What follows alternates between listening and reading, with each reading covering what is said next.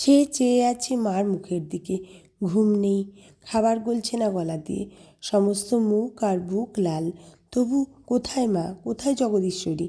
যেমন করে ভেজা গামছা নিংড়োয় তেমনি করে কি বুকের মধ্যিখানটা নিংড়োচ্ছে গদাধরের। মনে ভয় ঢুকেছে, হয়তো ইহজীবনে মার দর্শন লাভ হবেই না।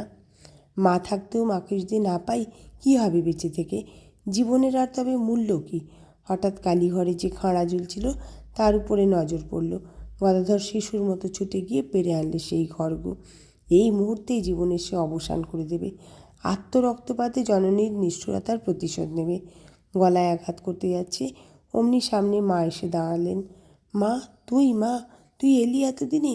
মেঝের ওপর মূর্ছিত হয়ে পড়ল গদাধর। দেখলুম, কি দেখলুম, যেন ঘর বাড়ি ছাদ দেয়াল জানালা দরজা আড়াল আবডাল সব এক নিমেষে কোথায় উড়ে গেল, মিশে গেল, কোথাও কিছু নেই।